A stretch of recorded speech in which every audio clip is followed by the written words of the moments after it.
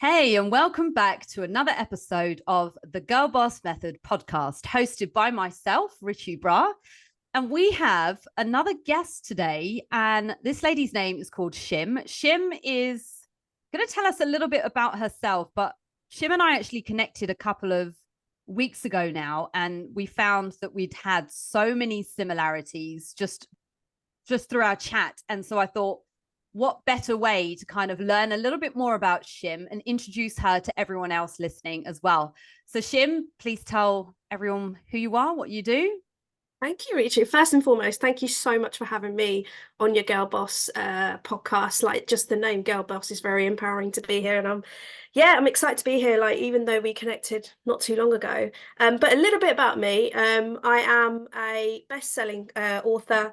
I'm a gut stress expert and a holistic coach. So I do a lot of work around gut health and the gut-brain connection, and really helping people sort of get out of pain quite quickly and move them more onto sort of optimal well-being. Absolutely love it because it's all about being a health detective with people. So yeah, that's essentially in a nutshell what I do. So I love that. And another thing that, with you being quite focused around pain as well, we're obviously learning more about gut health of recent. And I guess people generally, they kind of think digestion first, digestive issues. And then they think about the whole second brain mechanism about how what you feed yourself or fuel yourself with and how it affects your mindset and just your clarity as well to just go about and do things. I know that, there are people that get quite foggy in the brain and they feel very exhausted. And quite often they don't really realize how what they're fueling with is how that's having an effect. And not even just what they're fueling themselves with, but how they're digesting it, and then what sort of emotions and stuff come with that. So it's really interesting for you to say pain and mention pain mechanisms, because when we were talking before, we both discovered we both did the same university degree, like sports therapy, right? yeah. How's it taken you from sports therapy to like gut specialist now?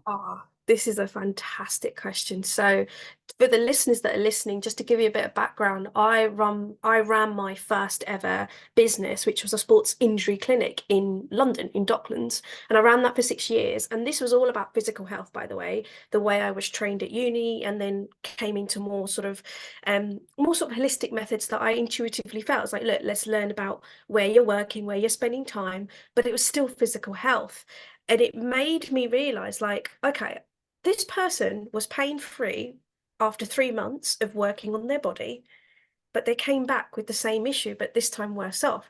So I started to do a bit more detective work as to, okay, emotional mental well-being, because it's health, It is, yeah. and if you look at, I always look at well-being as a three-legged stool. One leg represents physical health, another one represents emotional and mental. But if we're just working on physical and the other two are not got any attention and it needs attention, it's a bit of a wobbly stool. You won't be able to sit up properly, right? So that's when I kind of dived in away, a little bit away from sports therapy and learning about the pain mechanisms that happen when we injure ourselves physically, but more from a point of view of like, okay, well, healing ourselves, what do our symptoms really mean? And I really went into Richard Moat work and Louise Hay's work. Like, they've done some great work on, what does our physical symptoms actually mean? And that's when I fell out of love with understanding the typical way of understanding pain from a physical point of view, and went down the road of gut health. But that didn't happen straight away. It was because of my own issues and challenges that I had with my own body. Towards the end of 2018 is where I was like, yeah, no amount of gym work, resistant work, and food and diet is helping me with the pain that I'm experiencing. There's Mm. something much deeper going on. And that's when I went down more of the holistic functional medicine route. And then that's when gut health appeared in my life. I've been doing this for about 5 years now. I've got a great team that do it. But essentially, it started with me, my own mess. Like, literally, how I didn't deal with my stress in sort of the 6 years I was running business, you know, dealing with losing my dad halfway through 2018. So mixing in grief and loss that sometimes we don't deal with, and we bury our heads in the sand about it. But also, you know, our approach to how we look after ourselves. You know, I was very much in the business and on the business all of the time. Mm, And I was, most of the time, I'm not going to lie, I was worried about money all of the time. yeah. Like making sure my head is above water, I'm surviving, not thriving, all of these things, even just your mindset as well. Like it's a bit of a toxic cocktail, as I would like to call it, which contributes to a lot of dysfunctional communication between yourself, how you look at yourself in the mirror, how you feel in your own skin, your own clothes, to how the gut and the brain are talking all of the time. And this is a fascinating journey that I went down of, you know, experimenting first on my own body. I was like, my God, this is powerful. But it opened my eyes to looking at everyone, especially now at my family and friends. I was like, I can see, almost like, I know this is a bit of a bold statement, but I can see the future of your health if you don't do anything about it. You Yeah. know, that's just like, I just had a new pair of lens, a new perspective, almost like a third eye, fourth eye, whatever you want to call it. But this is essentially the road that I went down, but I had to start with myself and clearing out the infection that literally got under my skin. So I was like, this is too powerful to ignore. I've got to do something with it. So Yeah. almost like, you know, I was in pain, but I almost saw it as like, but actually it's a gift and I need to create a business with this and help a lot of people. And that's essentially how the gut intuition was created, and just started helping. My mum was my first ever client. So I was Oh, I like, love that. let's use her and Yeah. like Guinea find pig. out what yeah, guinea pig. Like I was the first guinea pig and she was the second one. And I was like, okay, these are the methods I'm gonna apply. I'm not just gonna look at just gut health. I'm gonna look at, you know, her emotional health, her mental health, how she feels in her own skin, but also looking at her sleep patterns, diet, blood sugars, how she's moving every day, because it's never just one thing in the No. work that you and I do, right? So yeah, it's been a fascinating journey, Rachel. Like I can't, Yeah. it's just been incredible. And every day is a different day. Every person that we work with is completely unique. And that's the thing. Health is so personal. And I think the biggest trouble we have these days is that people are still applying it with this generic label. And I'm like, it's not, it's personal. It's Yeah. personal to that person. So yeah, it's been great.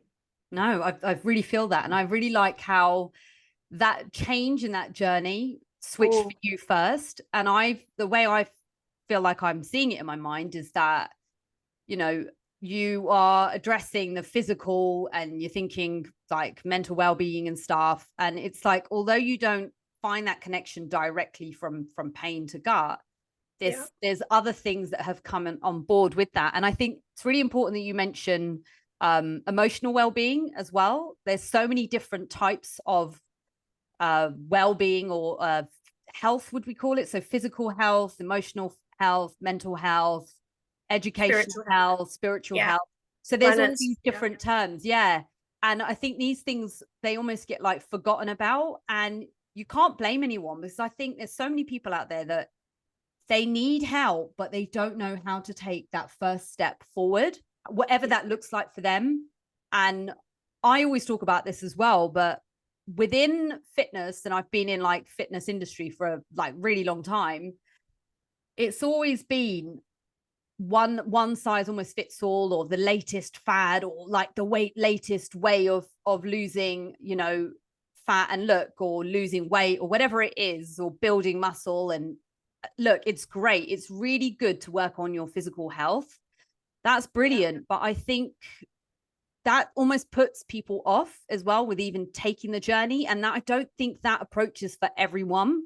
I think there's definitely a lot of benefit with people just starting to move, starting to exercise, starting to think about just fueling themselves with good food.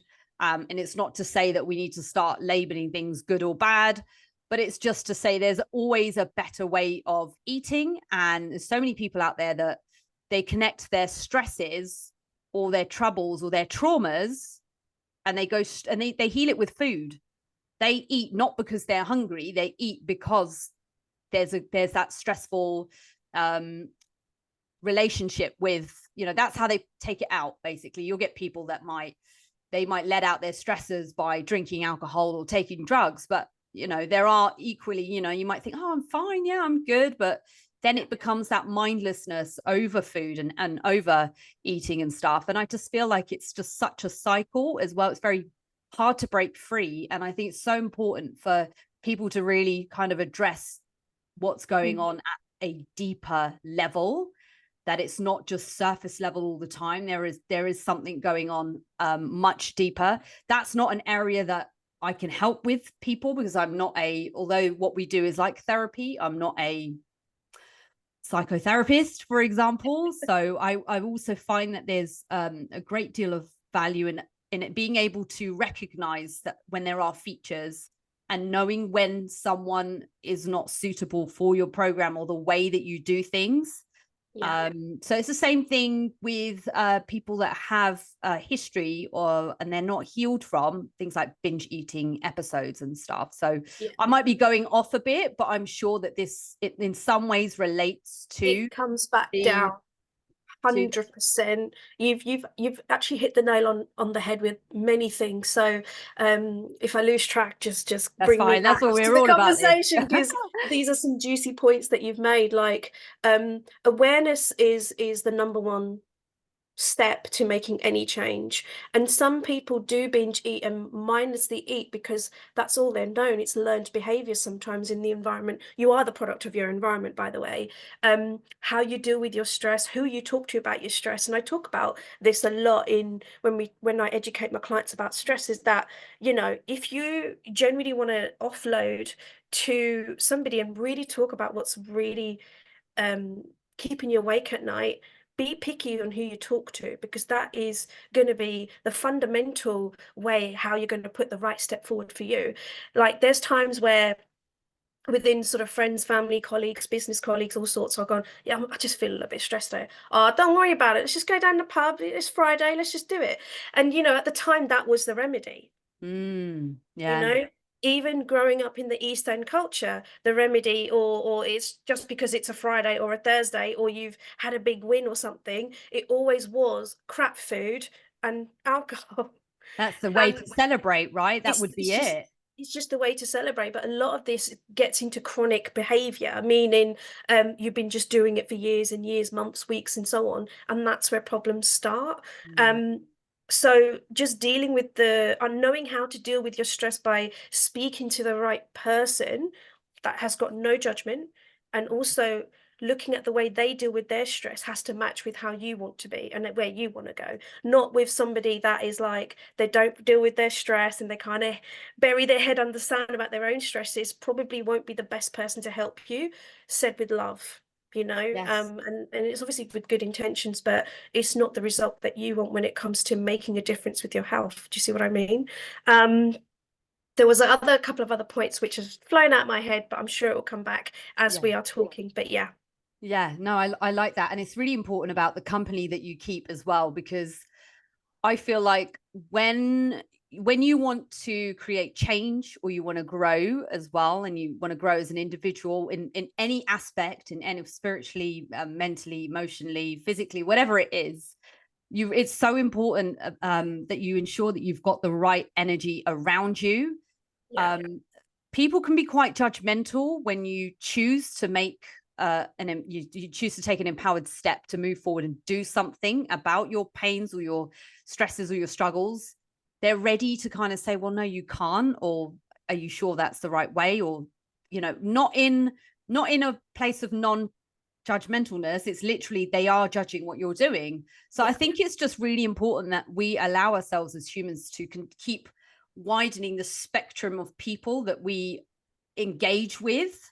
And you can pick and choose. And I know that sounds a bit mean. It's like you have your friends, but they're friends for different reasons. And I also like looking at relationships almost a bit like mentoring as well, that there are people in your life for different reasons and different seasons. And I think it's important that you realize awareness again, you know who you can speak to when there's this issue. And you know who you can speak to and trust when it's this issue. It's not a case of, okay, I'm going to unwind and I'm just literally going to let everything out at this one person, because that's also really unfair. Yeah. I think that's Yeah. really unfair to, again, you need to be picky about how you share your negative energy. If you are 100%. holding on to negative energy, how are you going to affect or impact someone else?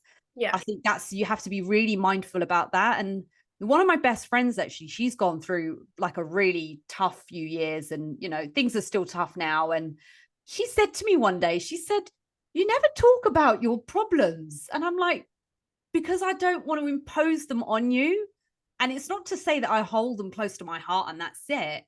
I'm just very aware about who do I want to be moaning or complaining to about something. I like to, I'm guessing you as well. And I actually not even guessing, I know this is you, Shim, but being a bit of a fixer, like if there's a problem, you want to know why and you want to get to the root cause of it and you want to Yeah. deal with it in the right way. You don't just want to unload on someone. So I'm, again, personally mindfully thinking, actually, this is, and it's also learning how you are within relationships and within people around you. The way that I speak to my dad will be very different than the way I speak to my mum or my partner. There'll be different things that we talk about. Yeah. And it's just because, again, it's considering who they are as people and what are their stresses, what have they been through. But yeah, I love having a broader spectrum of people, and I think that's what life is about. It's constantly expanding your network. It is. Everything we do as humans is all about connection. So I agree with you 100%. You've got to be picky who you talk to. And I'm not just talking about who you talk to about your stresses and you want your moans and your challenges and your even the positive stuff. Like I've grown up in Indian, like come from an Indian background. My dad's side of the family is huge. My mum's side of the family is huge. But you remember which battle you wanna play, or which Mm. you get to pick your own battles with that. Um, but don't forget, it is like the biggest thing I always find with every single client that I work with is that so much of it comes back down to lack of connection that they crave for, long for when it comes to making a difference with their health. Because when we are, let's say, our relationship with just generally like friendships and so forth, let's say there's been a bit of trauma there, or you're longing for a relationship or a romantic relationship, whatever it is, and that pot is empty. What's the first thing that's we don't take care of, which is ourselves, right? Self-care is just out the window. We want quick things, we want those quick dopamine hits. That's where food and drink and all sorts of things, or getting into the wrong crowd, comes in, because it's short, it's quick, it's exciting, but then after that you've exhausted it. Mm. Okay, but you still look in the mirror in the morning and go, yeah, I'm still nowhere where I wanted to be, or I'm not happy. Like there's no fulfillment. So I do think that be picky on who you are speaking to about yourself. Because there'll be people that will be in your life that absolutely love you unconditionally, no judgment, just celebrate whatever you're doing and will always be there for you. And there'll be people that'll be like, have other intentions, Mm. and it will be conditional, transactional love. I talk about this all the time. This happens to us all the time. So and we do it ourselves as well because there's a benefit. Don't forget, we are selfish human beings, and I say Yeah. that with a lot of love, kindness, and compassion. That the quicker you accept that, the better, because you'll understand where you're people pleasing, where you're being the fixer, and Mm. again, you get to pick your own battles with that. Okay, so yeah, I just think the connection piece and how you're connecting with other people is super, super important to be aware of, because this always comes back down to how well you look after yourself, inside out. Yeah, Yeah, 100%. yeah, Exactly. And yeah, I think, again, as humans, it's just always, personally to me, I always want to feel like I'm challenging myself and being better. And whether that means sort of understanding relationships better, how I show up in them, understanding people, just whatever it is, I just always want to look for that growth and that awareness. I think yeah. that's just really important. Yeah. Yeah, look, with health, it takes a village, right? If we put it in Mm. that perspective. I met up with a friend, old school friend, not too long ago actually, And she went, "You've got to read Michelle Obama's book." I went, "I haven't read it yet." She goes, "Because you're on my kitchen table." I went, "What does that mean?" And she was like, "Well, kitchen table is where you have your most respected people that just help you no matter what, that are part of your Oh, tribe." And anyone that's listening right now, and Richard, I'll ask you as well, like, who's on your kitchen table? Like, when I ask someone that, like, I'm on their kitchen table when it comes to health, inside out. Like, we have a cup of tea, we're there, you're helping me, you're part of my tribe. Like, and it's the same for you. It's like Ritu is on my kitchen table oh, I because she's love helping me with that. the health. So, it was really put things into perspective. I was like, okay, wow, there's lots of people that I There. trust with my life that are in my life right now, whether it's personal or business, professional, that are on my kitchen table and we're discussing matters of the Ex- heart or whatever we need Exactly. to get me to where I need to go with my projects and my purpose. So it's a really powerful question. Like, who's on your kitchen table having a Yeah. coffee with you?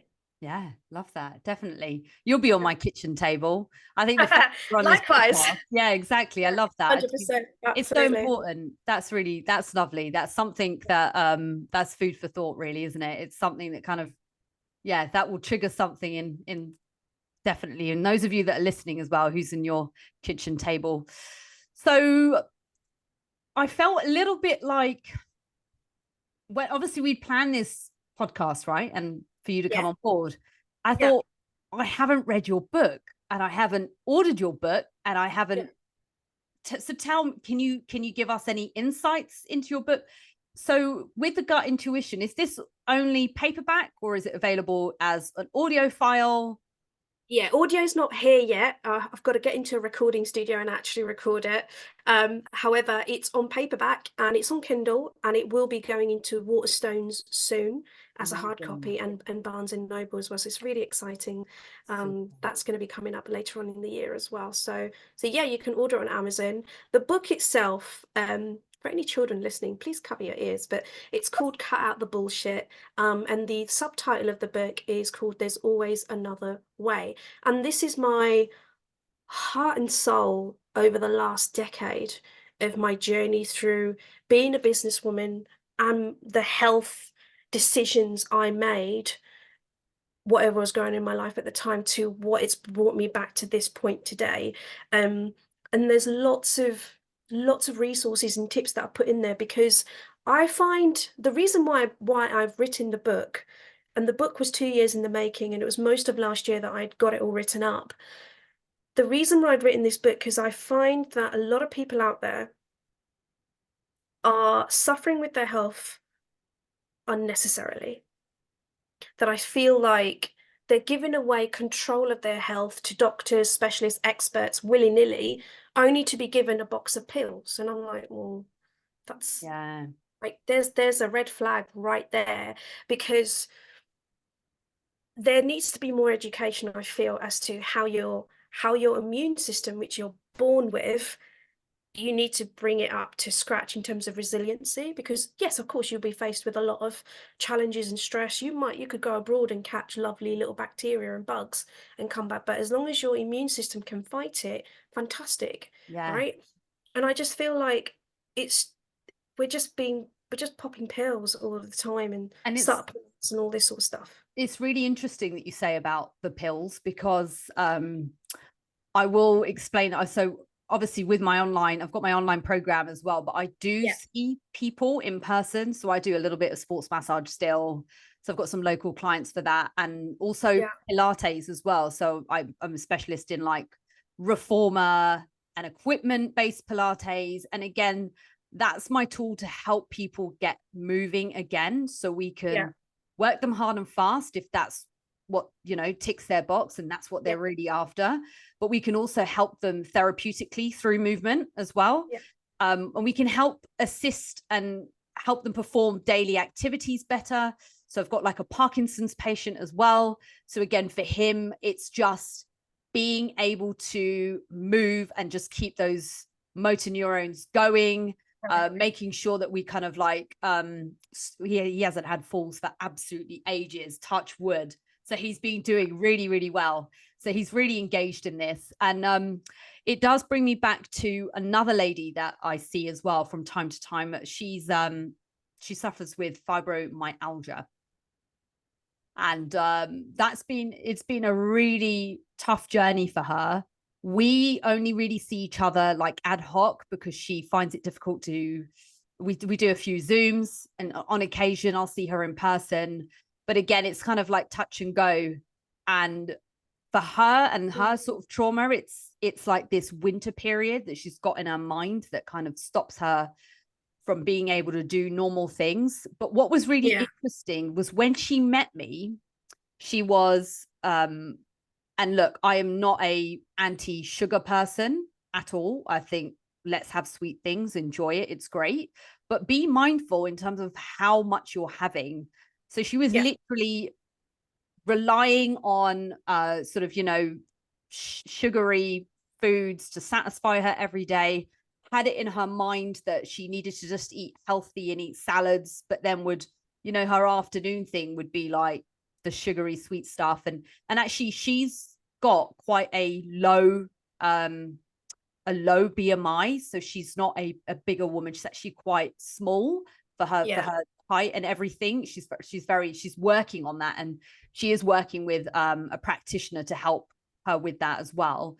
So she just sees me for sort of exercise, movement, well-being. But one of the things that kind of hit me straight away was that she sees the doctor and stuff, and they were going through this process of trying to work through her diagnosis, and they've come up with like fibromyalgia. Okay, fine. And she's she's on in the network to have her help for that as well by the NHS. But she came to me, she was taking an obscene amount of paracetamol and ibuprofens. And I just had to say to her, look,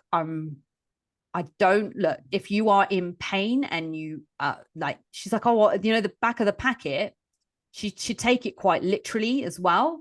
Where it says like a maximum 8 a day or something, she would take 8 a day. And then I said, do you really need to take 8 a day, or are you taking 8 a day because you are worried and the fear and the barrier of not having that is stopping you from not taking it? Like people can really rely on a crutch. So for example, again, like if you are on literal crutches, but it's been 2 years since you had your hip replacement, and and then you're still kind scared and mindful of actually doing this thing, that's almost like what it was like for her. So she's having gut issues, right? Or gut pain and fogginess and all these different things. And so it's really nice actually being able to talk to you about this. And I said to her, and I'm really going to be mindful because I'm not going to mention any names here at all, but I just said, look, do you really need to be taking that many? And I'm not in a position to prescribe or diagnose or tell people how much medication to take, because I'm not in that remit and I'm not qualified to tell you what medications to take. That's the job of your doctors and stuff. I said, look, if that's what the back of the packet says, that's the ceiling. But what I want you to try and do is think about when and why you need it. So try and have some time away from relying on that. Yeah. Wait, because she was almost taking it before she did anything. So before she came to Pilates, she was taking paracetamol or ibuprofen or something like that. Almost like in case it hurts me or feels painful. And it's like, well, actually there is some value in actually just testing the barriers of pain as well, and pushing yourself. I know it mechanical pain, we think about your that body can handle. Yeah, exactly. And I said, it's only when you really need it, and you'll know when you need it, that you can take it, but don't rely on it as a crutch. And she's definitely come away now, and we'd got to a point. So we actually met sort of like mid last summer, towards the end of the year, she was literally reporting only having like maybe twice a week or something. And I was like, do you know what? That's brilliant. Yeah. So, yeah. I think the act of movement as well really helps, but the act of training your brain and thinking, do I actually need to do this? So yeah, I've probably been very long-winded about that, but no. This is again, you hit some golden nuggets. This is what I'm saying about taking control back with your health, because you have the ability to ask yourself those questions. You can coach yourself and go, do I really need this? Let me just check in how I'm really feeling today. Because often our intuition, which is our navigator, our navigation system, I'd like to call it, that we're born with, is most of the time suppressed with not so great quality conversations to help yourself or to help someone else.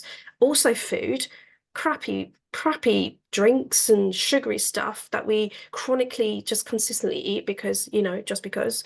But it's the words just because, just in case, I think are quite dangerous in this day and age, especially when it comes to supplements. I know many people that take painkillers just in case. And I'm like, well, if your body's not in trouble, you are going to cause inflammation. And I talk a lot about inflammation in the most simplest way that people can understand in the book. And when it comes to fibromyalgia, when it comes to dementia, Parkinson's, there is so much research out there, how much that is connected to the microbiome. So you got to imagine that inside of everyone, there's like an imaginary, I wouldn't say it's imaginary, but there's a telephone pole that's your gut's talking to the brain and the brain's talking to the gut 24/7, even when you're asleep.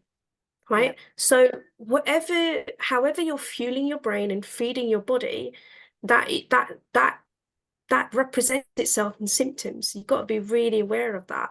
And yes, movement is a huge part of this, because I like to meet people where they're at. I don't work with, I'm not the type of health expert where it's like, well, you've got to completely change your diet. You've got to completely do this. Like, I'm not talking about doing a complete 360 straight away. I like to look at where people are at, what can they manage right now, because that's their conscious level, not mine. My conscious level is at a different place, but I can see where they're at because I used to be there once upon a time. Similar to obviously your journey with fitness. So I like to meet people where they're at and make smaller changes, but consistently. I think that's where the magic is.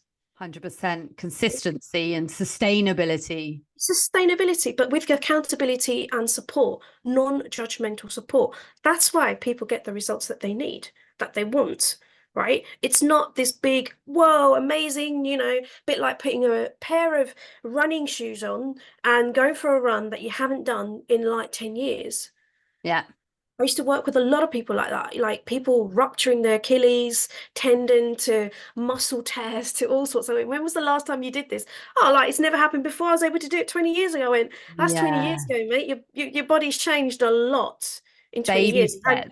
Yeah, and even just taking one prescription of antibiotics or painkillers, it changes your gut microbiome for a year. Right? So you've got to be just really mindful of what you're putting in, but asking yourself if you truly need it. Yeah. Yeah. So yeah. No, really interesting. And it's funny that you mentioned the running thing as well, because when people approach fitness and they do it for themselves to start, so they go, right, I don't need a wellness, fitness, health coach. I'm going to run because I don't have to pay for a gym membership and I want to get fit.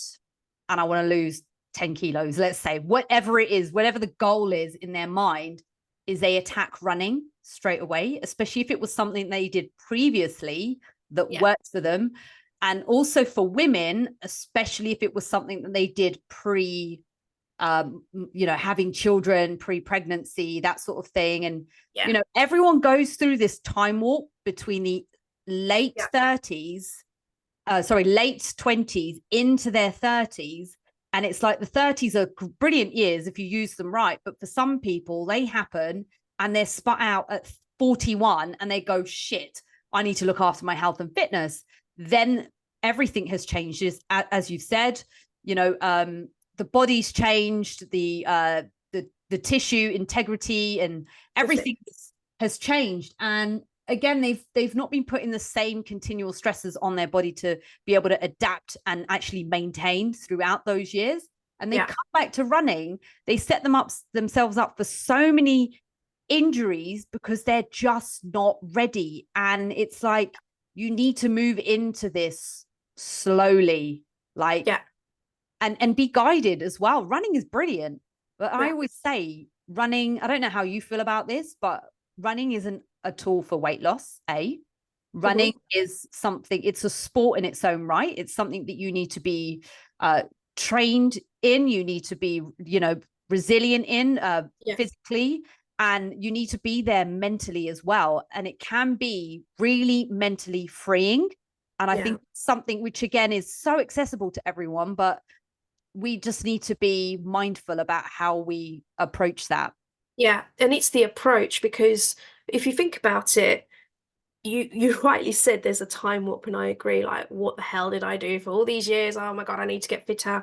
And because the intention is fear, like we approach this with fear, we go like from 0 to 100 miles in like a day. It's like, no, I need to do this, I need to do that. And then you get injured, and then you kind of feel like you've taken 100 steps back, because you've got to now recover from the injury. You're knackered. You just want to sit at home and get a takeout and watch Netflix. You don't really want to get on, like, thing is, when we approach it with fear-based mind, this is the frontal cortex of the brain, right? We're like just going like, yeah, snap decisions. I'm scared, I don't want to lose this, I want to get fitter, I'm in my 40s. Oh, everyone's going to think, I've lost it, or I've kind of let myself go, all this sort of stuff. These are all judgments that you have no evidence for. Right? We are sort of, yeah, it's self-imposed, but we're almost talking ourselves out of it, even way before we started. And then we start and we go, yeah, I'm aching, but I really enjoyed that. We won't stick to it. That's why New Year's resolutions don't work. Yeah, exactly. They don't work. It's probably, I think research now shows that it probably lasts for like a day as soon as you hit January. I'm exaggerating here, but what I mean is that, like, if we come from a place of, no, I really want to do it, and less attachment to, I want it done as quickly as possible, the more we become detached from that, and we go, no, I'm just going to take each day as it comes. I'm going to slowly build myself up, whether it's running, whether it's a bodybuilding competition, whatever it may be. If we approach it with loving kindness, as much as your body has approached you with loving kindness, right, with all the changes that you've gone through, then you're going to stick at it for a lot longer, right? Your body just can't cope with this 0 to 100 miles per hour. It's almost going to be like, what the hell? Like, your nervous system will just be like, fight or flight every single time. And then we don't rest. It just doesn't fit in with their lifestyle. So no, definitely. But I like how you say, like, you say it's quite a lot actually, but love and care. Is that yeah, love and care. I also think having an essence of vulnerability, and I think so many of us, we sit behind like egos, again, like you say, approaching 40, or you're in your 40s or in your 30s, and you think you're not where you used to be, and you're afraid to be vulnerable, because again, it's that self-imposed judgment that you've got your own sort of bar, and you think, shit, I'm not there. That just by being vulnerable, you're going to allow yourself to just slow down, and again, approach with that love and care, and again, just not make it so hard, right? Not be so hard on yourself. Okay. I think even the word vulnerable, right? Some people shy away from it because it's like, no, I'm not vulnerable. Like, it's weak, and it's not me. I'm strong, and all this sort of stuff. Like, for anyone's listening right now, just change that word to a word that suits you better. Because I think we all have, every single one of us have the ability, completely have the ability to be vulnerable. And what I mean by that is, you have the strength, 100%. You have the strength, okay? And I just think that everybody has the strength to go after what they feel like they deserve when it comes to their health. Is the point I'm making, is that let your faith towards your own health be bigger than the actual fears that drive it. Allow the fear to drive you there, rather than be scared of it and hold you back and just completely be numb by it.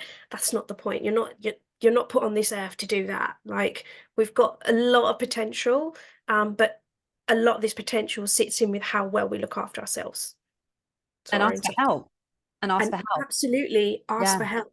And no shame in that. Result I've seen with no shame in that. Biggest result I see with every single client that works with us on the gut health journey is, the reason why they've gotten to a place is, one fundamental aspect is, I just don't know how to ask for help. or I don't know how to receive love. And I know this might sound a bit airy fairy, and it's like we're talking about love, we're talking about kindness and compassion, but I kid you not, that's what it takes. It really, that's what we crave for every single day. I want to do this, but I'm so scared of someone judging me. I really want to do this, but I'm so scared that someone might be unkind to me. Mhm.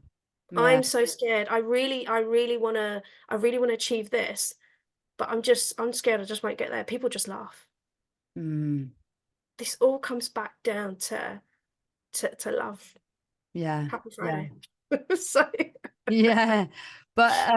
But it's, yeah, everything always again comes back to this word fear, and being yeah, scared and afraid of making change, or being judged, or being made fun of, or anything like that as well. And yeah, yeah, I love it's, again, it sounds so cliche, you're talking about love and care, but yeah, fear, face everything and rise, yeah, that's always stuck with me. So I yeah, really like that. And I think fear is, when you're scared about something, sometimes there's a bit of excitement there. It's actually excitement. You think, oh my God, I can't do this, nervousness and that sort of stuff. It's excitement in disguise. So yeah. just go for it. Yeah, And, mine is false evidence appearing real. And ooh, the first time I actually really understood that was I was in Center Parcs on holiday, and we did the first time I ever did this tree trekking thing, which went really high up, and you had to zip wire over a lake. I failed miserably because I couldn't even get the first part of it. I was like, oh my God, I just can't do it. The second time we did it, I think it was another year that we came out. I was like, right, I'm going to do this. The same fear hit me, but I yeah, was like, it's not real. I can do it. I'm yeah, protected. I'm safe. I've got the yeah, harness, and yeah. then I absolutely smashed it and just completed It's it. so Right. exciting. And that's, I would say that was the first time I was like, no, it's false evidence appearing real. It's false Oh, evidence appearing real. But it is when clients come up to me and goes, yeah, but there's this happened and this happened is the reason why I don't do this. I said, so what evidence do you have that that is real? mm, And they're like, actually none. It's never actually mm. happened. It's all in my head because I, it's so powerful when you ask powerful questions to people that immediately is like there's this realization. It's like you're absolutely right. I'm back in control in the driving seat, and you're right. It's never happened. It won't probably ever happen. I'm making it up, or it's just there's no evidence to suggest that ever happened. So I actually can move forward. What do you know? That's there you go, What do you right? know? What do you know? And Oh, look, anyone that's listening right now and you feel like you are going through a bit of fear and things that we talked about, like there's no right or wrong, it just is. Like there's no judgment here. It's like yeah, I've been through that. I'm sure Rachel, you've definitely been through that yeah. in all sorts of shapes or forms. But um just imagine that fear is also a friend sometimes. If you choose to look at fear as a friend, just as much as our ego is. And if you see your fear as a friend that's driving you to a destination, then yeah, there's more chance of you succeeding in that rather than sort of going, not a friend, it's just a foe, it's an enemy. I need to go just be safe and just be safe. And sometimes that works. But seriously, when you find yourself year after year, month after month, like, I still haven't hit that fitness goal that I want to hit or that health goal. I'm still scared of this, I'm still scared of that. Then it's time to talk about it. Yes, definitely. It's time to talk about it and actually take action and get the help that you need. Yeah. So are you a fan of like Layla Hormozi at all? Yes, I like Alex Hormozy as well. Yeah, I Yeah. like their content. I do like their directness of some of the stuff that they talk about. So yeah, absolutely. Yeah, definitely. So well, I was like a bit like, woo, I got so she reposted me posting her post or something. I Oh, think she amazing. does that anyway, but that was really cool. But Yeah, I'm just gonna read this. She was just like, how sad would it be to look back on your life when it's near the end and realize you didn't achieve your full potential because your significant other distracted you, you were tired, your friends discouraged you, you were scared. yeah, The best decisions serve our future selves, not just the version of ourselves of us that exists today. And then I sort of kind of like added to that as I reposted, and I was like, just sort of reiterating her points, but you know, you're too scared to start or challenge yourself or push through your self-limiting beliefs. Time waits for no one. Don't wait until you're 90 years old to go, what if? Don't wait for regret and take action. And I just think, I know, you know, again, it's just words, but I think it's really important. It's so easy to get caught in the here and now, like this is me today and I'm worried about all these things. If you speak to anyone, the older generations that literally are 80, 90, 100, they will tell you, they'll either tell you like they don't care about anyone. They don't care about what they look like. They don't care about what people think. Yeah. And sometimes it's actually really sad. If you actually truly ask them and go, look, what do you regret? They'll open up about it and they'll say, I regret not taking action and I regret not actually going for this thing because I was scared. And Shim, I used to be there. So when I was younger, I would get told, you know, I'd be sort of growing up, and as a teen, I was really like vibrant and I'm going to do this. The world is my oyster. And then people would turn around and tell me. And again, it comes back to be mindful of who you share your positive energy with, because I would tell people and they'd knock me down and go, no, you can't. And I'd stop and I'd question myself and I'd go, actually, I don't think I can. And as soon as I kept accepting that, because I was sharing my energy in the wrong places or with the wrong people, I started letting this little thing called fear that we don't really have growing up as children, that sort of starts to creep in when you are in your early 20s. It started like nagging at me and it became bigger and bigger and bigger. And then I just, you know, I've been through my own sort of journey as well over these sort of last 2 decades. And I've just kind of gone, right, no, I'm ready to take action, because like, fuck the fear and just get on with it and just do what you want to do and don't look sideways, like, you know, respectfully, value obviously what people say and maybe their opinions, etc. But if you want to do something, it's up to you to take that step forward and do it. And I do not want to live in regret. And I guess maybe I'm very lucky in a sense that I have engaged with a lot of the older population. Like I've had a lot of older clients. I'm very blessed to still have my granddad and gran, like they're in their 90s now, and they're both very local to me, and I'm sort of really connected with them. And I have all these strange open conversations with them because I'm genuinely curious as to, you know, well, what do you think of life? You know, like what's the meaning of life, right? Exactly. I'm similar. Like my mum's side and my dad's side, grandparents have now obviously moved on, but I've definitely got lots of aunts. I've still got my mum in my life, brother, sister, cousins, all sorts, and you know, I'm very grateful for that. And I think going back to sharing your positive energy, the reason why I feel it's not often well received by the other person that you're telling it to is because it's a reminder for them that it triggers them, and their triggers are their responsibility, they're not your own. People will always tell you can't, should you doing this, because they wouldn't do it themselves. They will always impose their limitations on the other person because it stirs up or triggers a fear inside of them, but it's their shit, it's not yours. So I think anytime, never hold back your positive energy because it's a gift, I honestly say, but obviously be mindful of where you share it and how much you share it, but always put yourself in this like protective bubble, because at the same time, like most people out there, I genuinely believe, are not fulfilled. They're not sort of happy in what they're doing, but there is a choice to change that, but that's not on you or anyone that's listening right now. It's not on you every time someone talks you out of it and makes you feel like you need to play down to their level. Most of the time, positive people are generally up here and they're like, come play up here, it's so much more fun. But that person will not see that because of where they're at. They're like, no, I'm going to bring you back down here because I'm going to impose my limitations on you and tell you, should you be really, I'm going to just place a lot of doubt.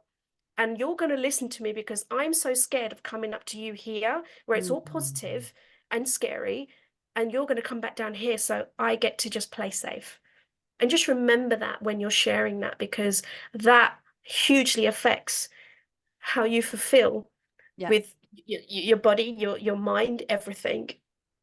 So yeah, powerful. I love that.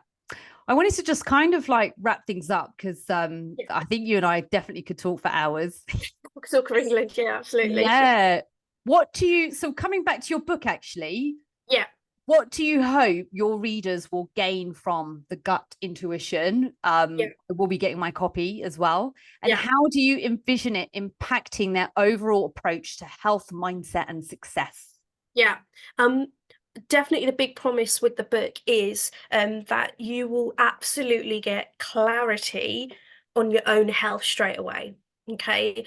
It will minimize a lot of the judgment, a lot of the fads out there, and it will give you a fresh new perspective, and it will give you will be leaving with a plan by the end of that book if you choose to create a plan from that book. Because I don't just talk about gut health, I talk about sleep, how gut health and sleep Mm, are very closely linked, how your emotional and mental, I talk about depression a lot in there as well, and how you can overcome depression through just looking at your food. And yeah. this is scientifically evidently real. And I've Yeah. given lots of links and resources that everyone can go and check out.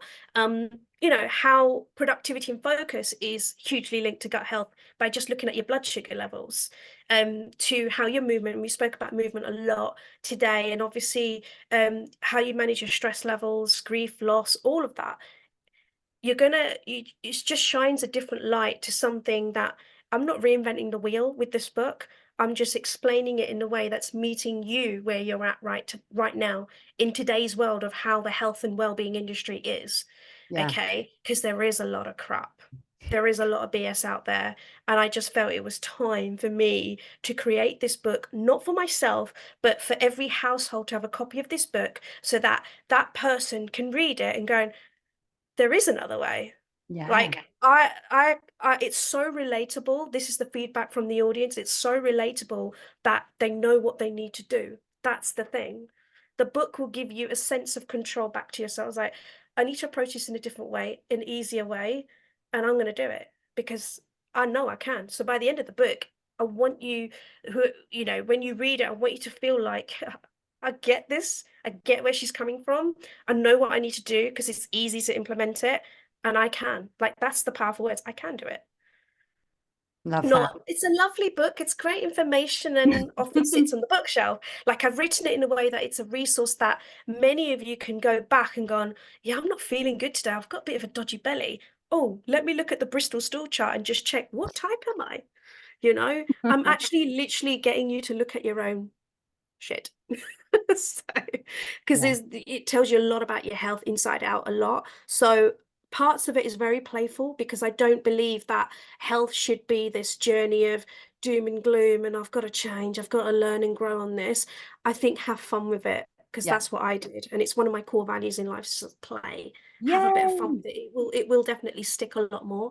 So yeah, I mean, if it is of interest, I would love the support, and as much reviews as possible with it, because I want this book to go out to a lot of grown-ups and adults, but who else that this will benefit is children as well. Okay. I Kids, love that.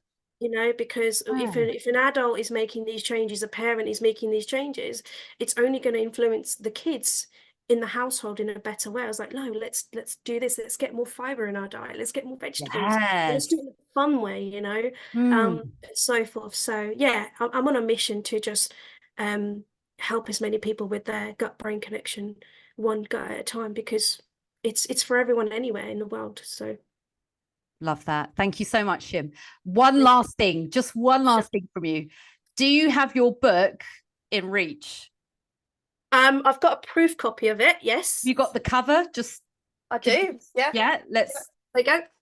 This is yay, there you go. So it's there you go. cut out the bullshit. Yeah, there's always another way. This is a proof copy, so you won't have that when you get it. Actually, my actual copies are downstairs. But Yeah, yeah, this is the bright, lovely teal color, so yeah. it's very to the point. But yes, it's like a tenner on Amazon or something. So it'll be the best £10 you've ever invested in yourself as starting out in your journey.